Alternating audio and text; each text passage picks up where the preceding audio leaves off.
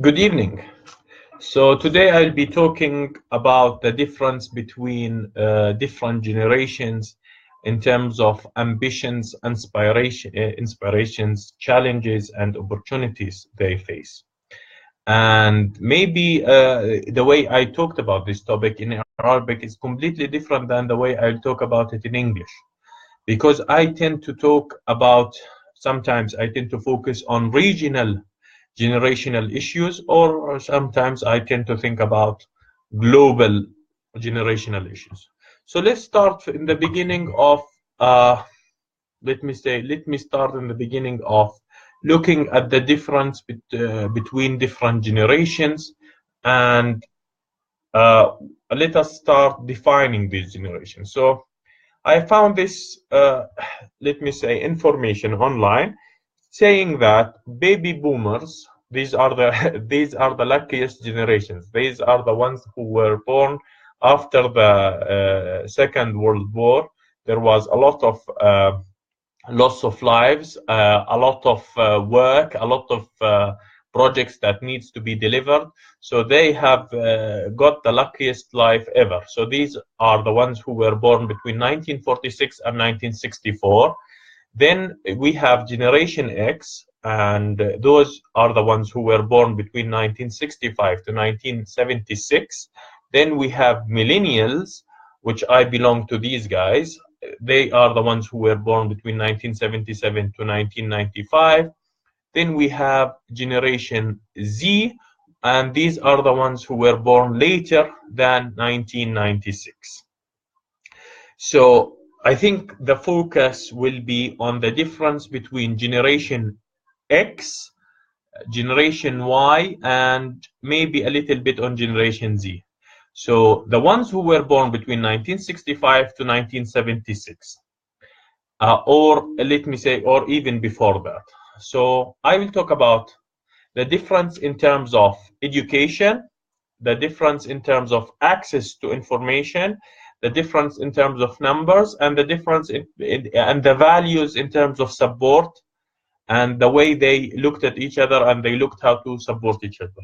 So I would argue that the beginning, this generation, if we can call it Generation X, had better education, at least regionally, had better education than its parents. So maybe the parents were illiterate, or maybe they had a higher education degree.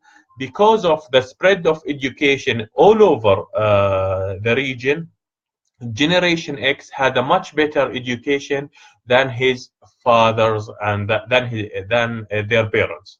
So, and this was reflected on their income levels. So we can argue that Generation X, by which in general my father, had a much better income than his father.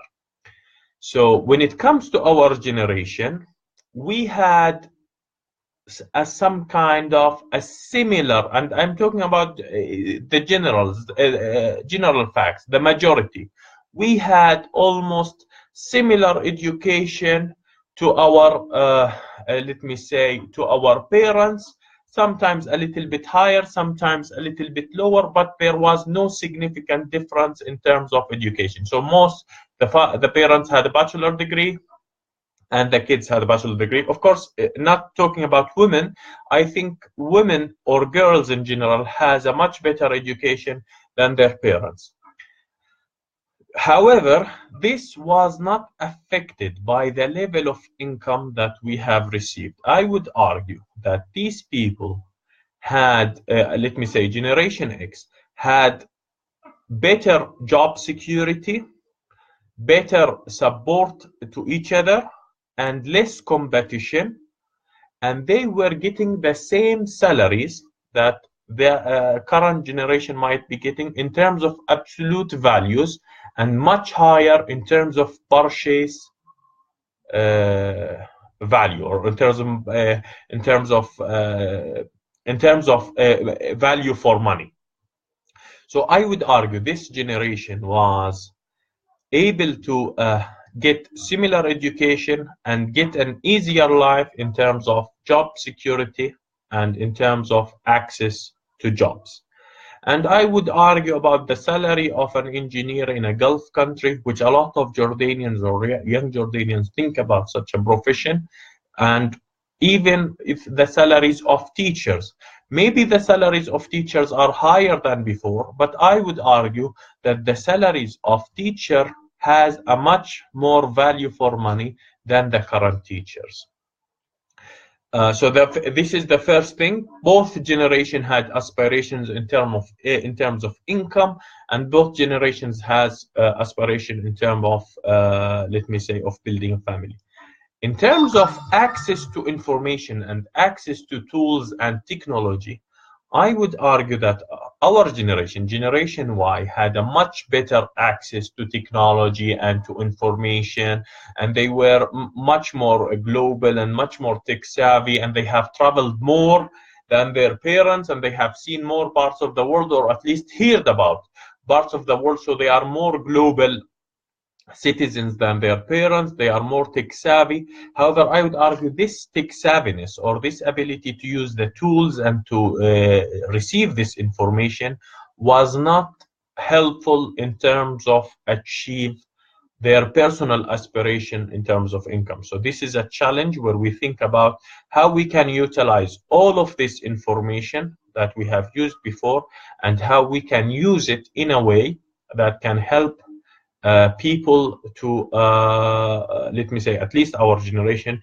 to have a much better stability in terms of jobs, to have a much better income, and how we can see the market from a generational perspective. Of course, there are some people say that the work ethics of the older generation is much better than the work ethics of the current generation.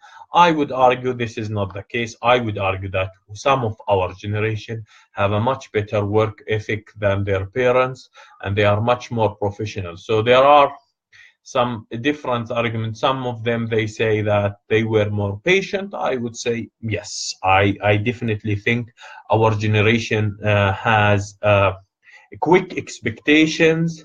They don't have the same level of commitment or patience to long-term goals as the older generation, and this is because of the spread of information.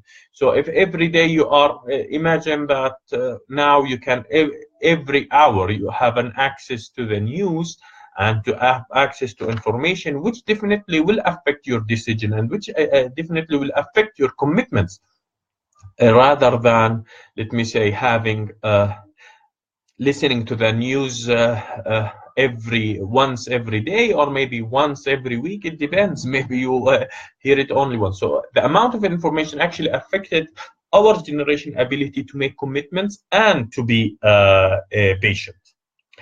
So let's talk about a little bit about family. And I think the older generation has a much better family values in terms of commitment and in terms of acceptance of partners in spite of different and in terms of the way to engage and the way to accept, rather than our generation. So I think our generation is more demanding, is looking for is looking more for more deeper, intimate kind of and relationships, while our older generation was looking for, of course, a fruitful relationships, but it was, let me say, they were not looking thoroughly at the relationship as we do now. There are some challenges in terms of relationships, in terms of authority figures in the family, and definitely this was definitely we can see a change in that, at least regionally. So we can see that the father figure or the male authority within the family was not challenged at all in the older generation.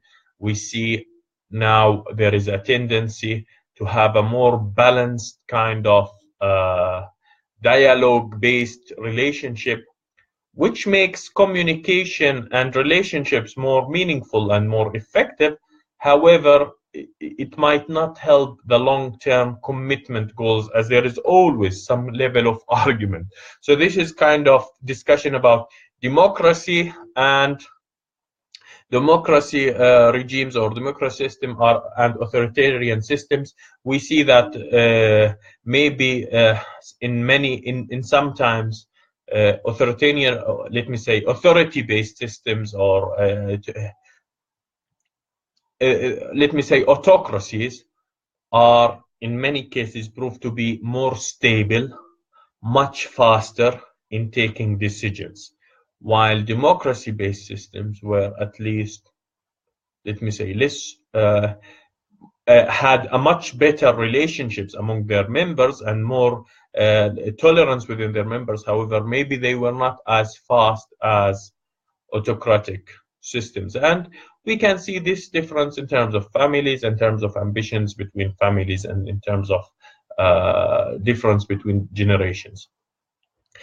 I think the key message that we need to take here is that while the older generation has benefited tremendously from education, our generation, in terms of income and in terms of relationships, our generation did not benefit neither from income nor relationships. So it's kind of surprising that in spite of the internet boom, in spite of the current amount of communication that is available, we don't think that our generation is being able to conduct more relationships than the previous generation.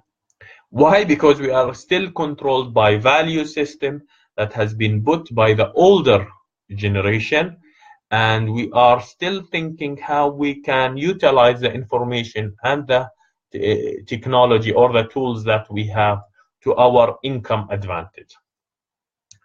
That is being said, I think this is was just a quick brief, and maybe it was a dialogue rather than information sharing. We will be talking more also about this in the future, as I think it's a very important topic for, let me say, for our psychology as a generation and for our way at looking at the world and what we can do to make the world a much better place. Of course, looking at other places in the world like China and India, maybe we see that the current generation or Generation Y has a much better income than their family.